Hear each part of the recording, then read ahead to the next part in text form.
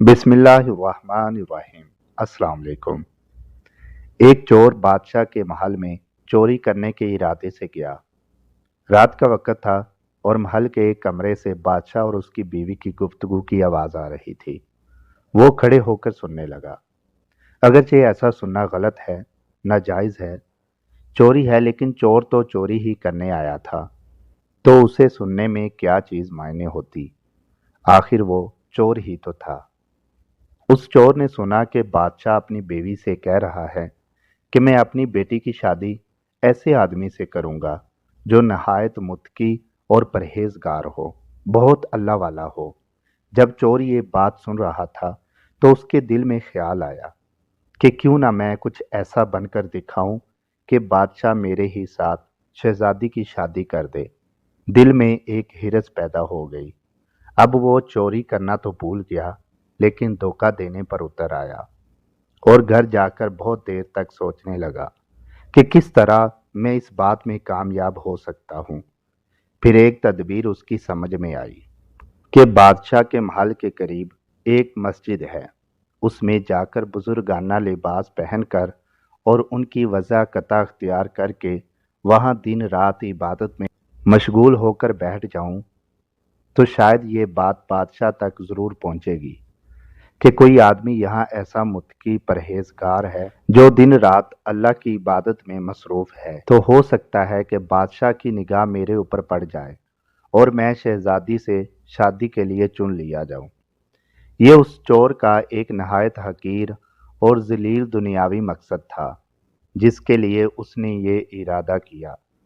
फिर उसने अपने प्रोग्राम के मुताबिक बुजुर्गाना लिबास पोशाक वज़ाकता अख्तियार करके उस मस्जिद में जाकर नमाजों पर नमाजें, जिक्र तलावत, मराकबा सब शुरू कर लिया। दिन गुजरते रहे और लोगों में शोहरत होती गई कि कोई अल्लाह के बहुत बड़े वली यहाँ आ गए हैं जो दिन रात इबादत करते हैं।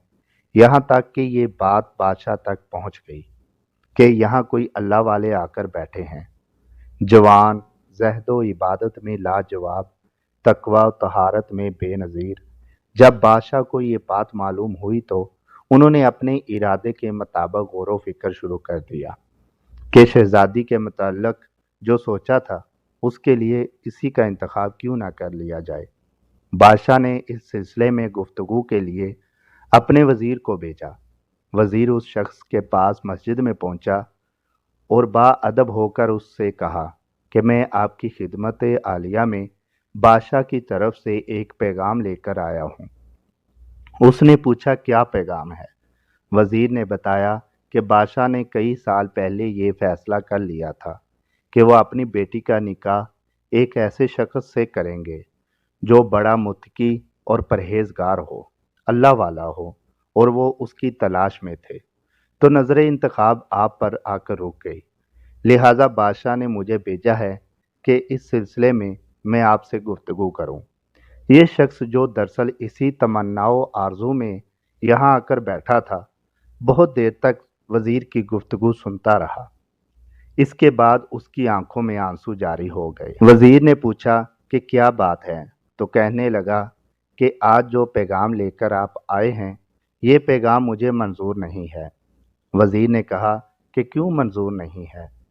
उस शख्स ने कहा कि देखिए, मैं साफ साफ बात आपको बताता हूँ कि मैं असल में एक चोर था और एक मर्तबा बादशाह के महल में चोरी के इरादे से गया था। फिर जो कुछ भी हुआ उसको सुनाया और उसके बाद उस चोर ने कहा, मैंने जो ये वज़ाकता इसी हिरस की वजह से इख्तियार की थी, लेकिन मैं यहाँ आकर बैठा तो मेरे खुदा ने मुझे अपना बना लिया। अब बस इसके बाद मुझे और किसी की कोई ज़रूरत नहीं, मेरे लिए मेरा खुदा काफ़ी है। वज़ीर ने जाकर बादशाह को सारा माजरा सुनाया और कहा, नौजवान ने शादी से इनकार कर दिया है। बादशाह वज़ीर की सारी गुफ्तगू सुनकर बहुत मुतासर हुआ। उस चोर को अपने दरबार में तलब किया और उसके ईमान और तकवा को सलाम किया। अपनी लड़की की शादी उस नौजवान से कर दी। बेशक जब इबादत इबादत हो जाए, नमाज नमाज हो जाए, ज़िक्र ज़िक्र हो जाए और हमारी दीगर इबादतें वाकई इबादतें हो जाएं, तो बेशक ये नमाजें और इबादतें انسان کو برائیوں سے روکتی ہیں۔ سمی وائس کو سبسکرائب کرنا مت بھولیں، لائک کریں، شیئر کریں اور کمنٹ سیکشن میں اپنی رائے کا اظہار ضرور کریں۔